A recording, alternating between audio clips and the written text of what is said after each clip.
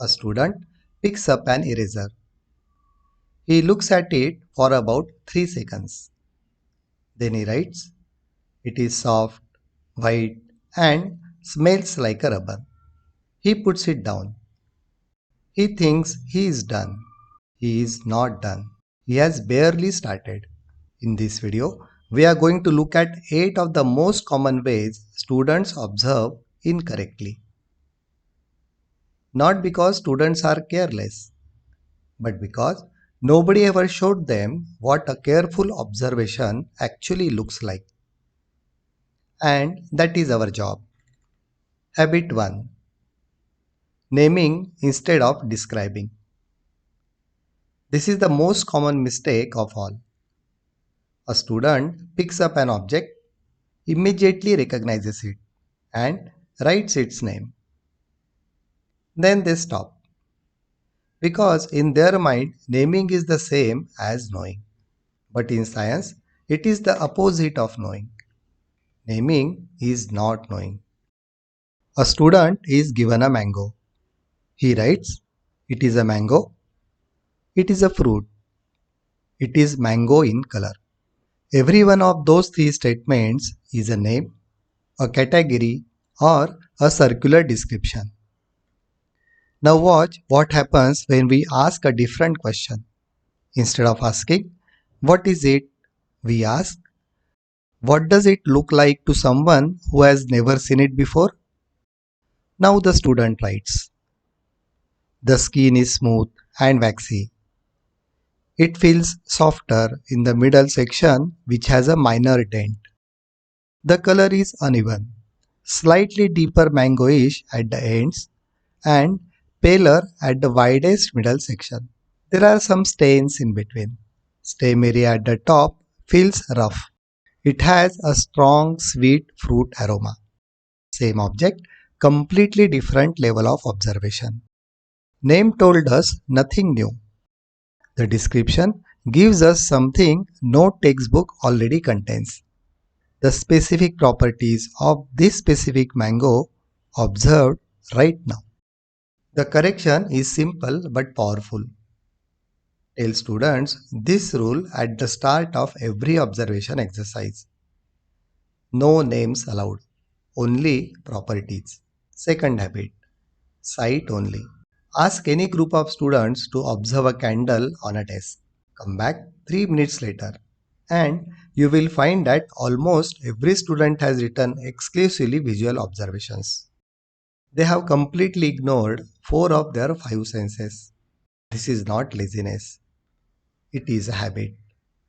Vision dominates our daily experience, and students have never been told that smell, sound, touch, and taste are equally valid scientific instruments. A student observes a matchbox.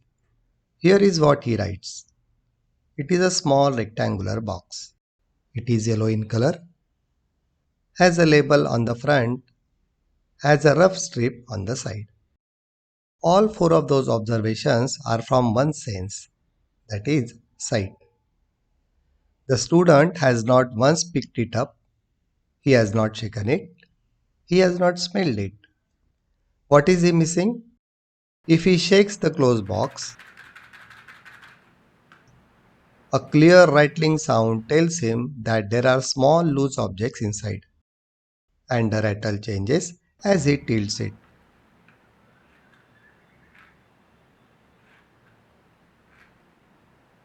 The objects slide to one end. That is a sound observation that tells him about the interior structure. If he smells the striker strip, a faint sulfur phosphorus smell is detectable even before the box is opened. That is a smell observation that tells him about the chemistry of the surface.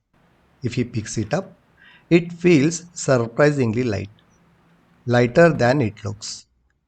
That is the touch observation about the density of the contents. Completely different depth of observation. But the student now has 12 observations from 4 senses. That is observation. Habit 3. Vague adjectives. This one is subtle. The student is trying. They are using multiple senses. They are writing descriptions. But the words they choose are so broad that the observation is almost useless. Two students each hold one object. Student A holds a large, fully inflated balloon. Student B holds a small iron ball. Now student A writes light.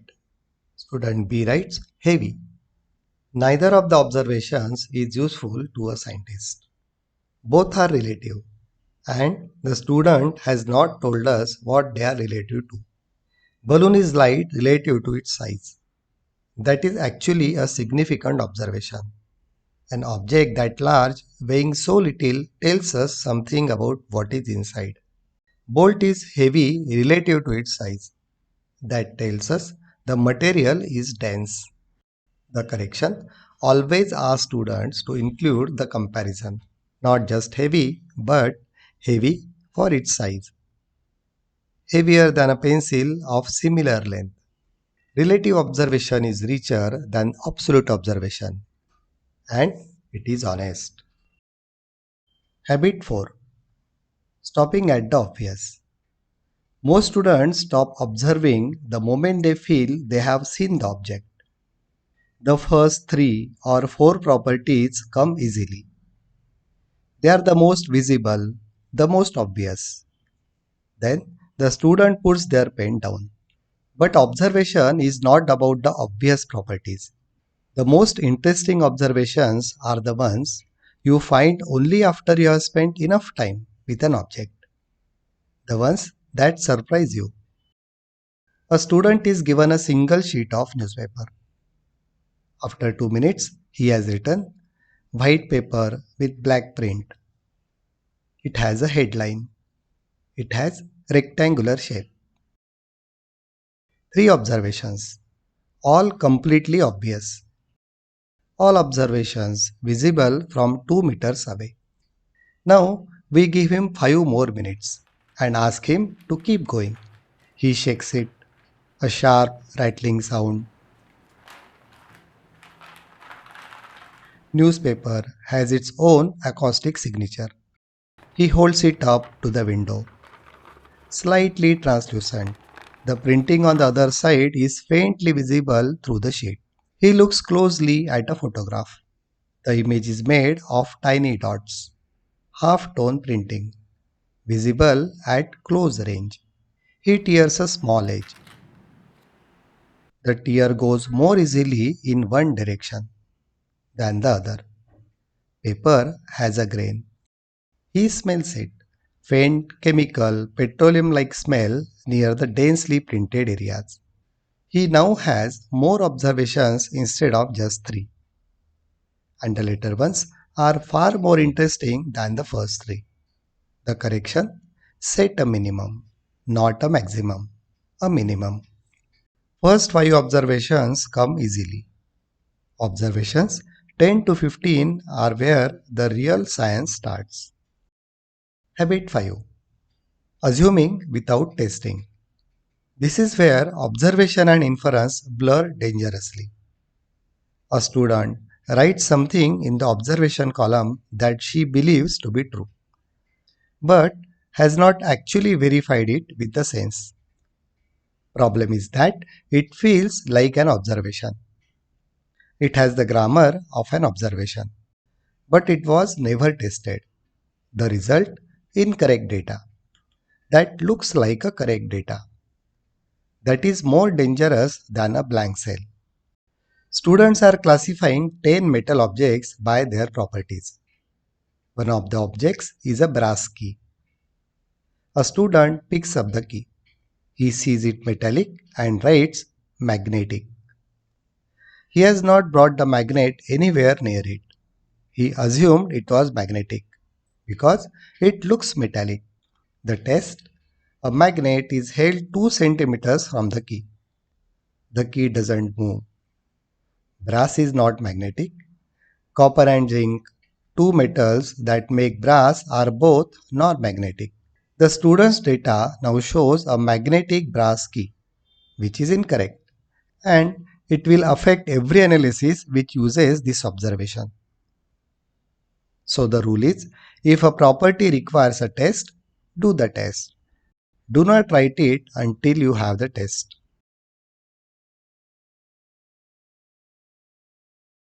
This one is easy to miss because it produces tidy looking notebooks with neat writing.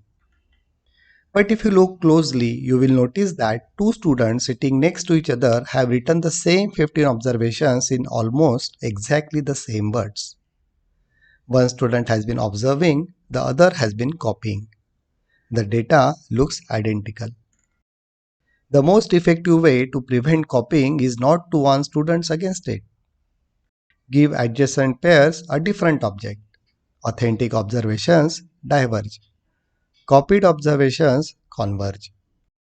Habit 7. Using instruments before senses. This habit looks like enthusiasm. Students who reach for a ruler or a balance immediately seem like they are being thorough. But instruments answer a different question from senses. Instruments quantify, senses describe. Both are necessary, but senses come first. Students are asked to observe a pencil. The first thing one student does is to reach for a ruler and measure its length. He writes length 17.4 centimeters. He has now invested 2 minutes in producing one measurement. Meanwhile, his partner, without any instrument, has written the unused end is smooth and rounded. The used end is flat with a visible hexagonal cross section. Graphite tip barely extends beyond the wood. Faint wood smell at a cut end. When placed on an angled surface, it doesn't roll cleanly. The hexagonal sides catch and stop it every rotation. Both students observed the same pencil. One used an instrument immediately. The other student used his senses first. The ruler is not wrong. Length is a valid observation. Measure it after the senses have done their work. Habit 8. Treating memory recall as observation. This is the most difficult habit to detect because the student genuinely believes they are observing. They are not. They are remembering. And the two feel identical from the inside. Here is the test. If a student could have written that observation without the object being present, it is a memory, not an observation. A student is given a lemon and asked to write 10 observations. After 3 minutes, his notebook contains the following. Lemon is yellow. Lemon is sour. Lemon contains vitamin C. Lemon is used in cooking. Lemon is citrus fruit. None of these 5 statements required the lemon to be in the room. Every single one could have been written with his eyes closed from the memory alone. The lemon on the desk was never actually consulted. Now watch what happens when we apply the one question correction. For every statement you write, tell me which sense detected it and what exactly it detected. The student looks at the lemon, really looks at it for the first time and writes, the surface is covered with tiny pits. When I press the lemon and roll it between my palms, the smell intensifies dramatically. Something is being released from those pits. The pointed end is firmer than the body when pressed. Surface feels slightly oily after rolling it. These observations could not have been written without the lemon. They are genuine. None of these are signs that a student cannot observe. Every single one is a sign that the student has never been explicitly taught how to. That is the important distinction. When you see these habits, you will see them in every classroom, at every grade level. You have a name for them, and a name is where correction starts. The single most useful question you can ask a student after they have written any observation: which of your 5 senses told you that? If they can point to a sense, they are observing. If they cannot, they are doing something else. Both things have value, but only one belongs in the observation column. Observe first, describe precisely, label everything else. That is a discipline. That is the skill. And that is the science.